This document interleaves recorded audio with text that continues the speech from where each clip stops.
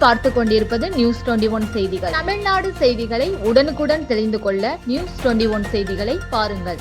தேனி மாவட்டம் வைகை அணையிலிருந்து பயிர் பாசன பகுதியில் உள்ள ஏக்கர் நிலங்களுக்கு திருமங்கலம் பிரதான கால்வாயின் கீழ் உள்ள ஒருபோக பாசன பரப்பாக்கி ஏக்கர் நிலங்களுக்கு வினாடிக்கு 1130 கன அடி வீதம் 45 நாட்களுக்கு முழுமையாகவும் முறையாக மொத்தம் 120 நாட்களுக்கு 8493 மில்லியன் கன அடி தண்ணீர் இன்று முதல் திறக்கப்பட்டுள்ளது. மதுரை மாவட்டம், திண்டுக்கல் மாவட்டம், சிவகங்கை மாவட்டம் ஏக்கர் நிலங்கள் பாசன பயன்பெறும். இந்த வைகை அணையை பத்திரப்பதிவுத்துறை அமைச்சர் மூர்த்தி அவர்கள் துவக்கி வைத்தார்.